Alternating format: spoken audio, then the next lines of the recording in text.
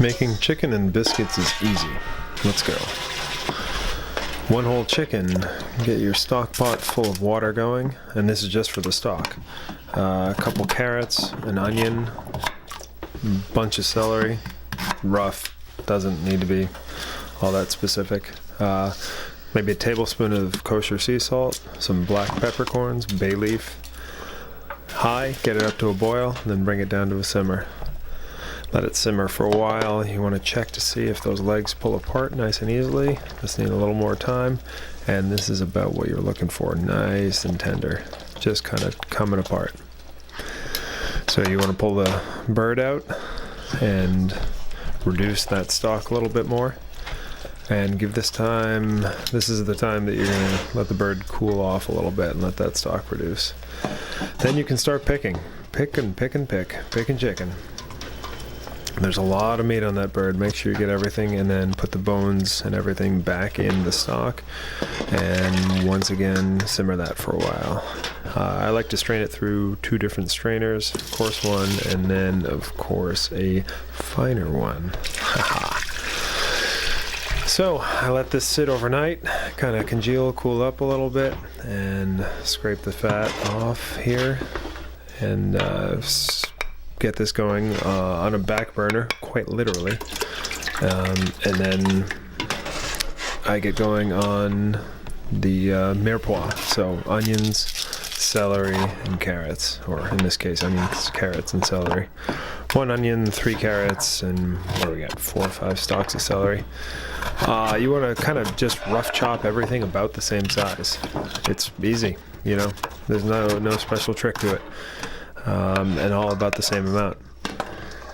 So get that simmering in the stock pot with a little bit of olive oil, and once again maybe not quite a tablespoon of kosher sea salt and some black pepper, and simmer this on. You're kind of sautéing this, sweating it basically is the proper term. And you want translucent onions basically, and kind of toothsome tender carrots.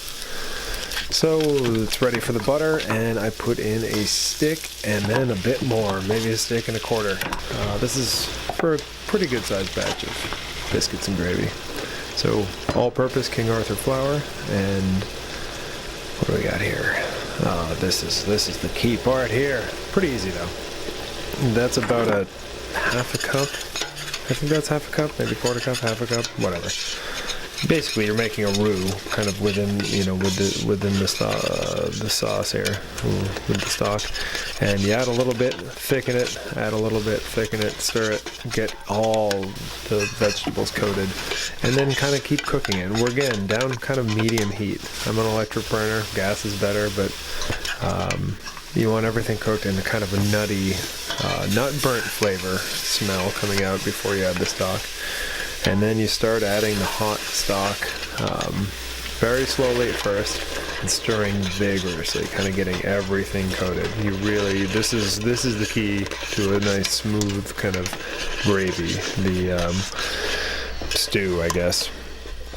Just incorporating everything in, and then once everything's kind of broken in, incorporated, you can pour in the rest of the stock and whisk and whisk and whisk, and this just makes it nice and non-lumpy, nice, smooth, and that's kind of the consistency you're looking for.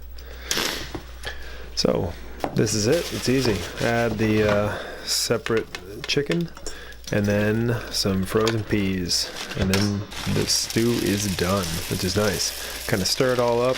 I pitch in a little bit of parsley too. I don't show it here because I made a mistake. Hey, so moving on to the biscuits. Good old-fashioned joy of cooking.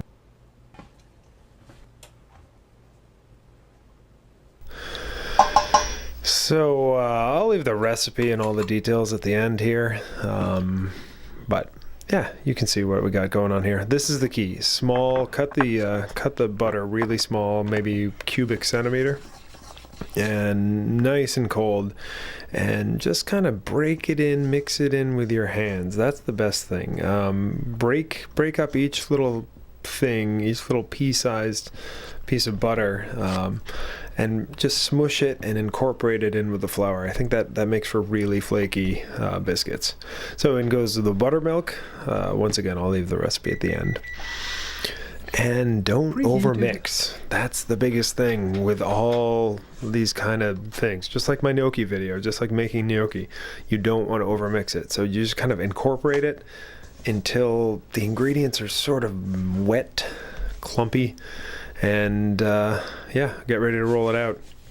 And again, rolling it out is really like as minimally as possible, because the least amount of manipulating of the dough means for a flakier and more lovely biscuit.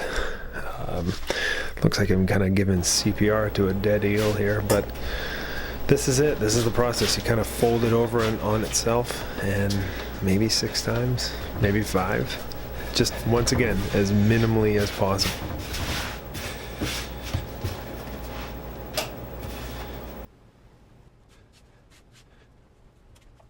You don't want to overmix it. You don't want to develop the glutens too thoroughly, because they'll be chewy instead of flaky. And I don't use a rolling pin. A lot of people do. I just kind of manipulate it relatively flat. I use a spatula. I'd use a bench scraper if I had one. And melt a little bit of butter in the microwave, just a tiny little bit, and paint each one with a little bit of butter in it. Makes them brown up real nice. So I do about 6 minutes per, I'm not gonna say side, but I do 6 minutes, and then I flip them. I don't flip them, I rotate them within the oven. And that way they cook more evenly. And here they are, golden brown, flaky, and delicious. Oh, golly, you should have smelled them. You can if you make this recipe. Trust me, it's right there in the Joy of Cooking, and it's very easy. I highly recommend it. So yeah, this is a great, easy, simple, and kind of fun recipe to make. It doesn't take that much time. Basic, cheap ingredients, ubiquitous, and you really don't need any special tools. And my God, look at that, huh? I'd eat that.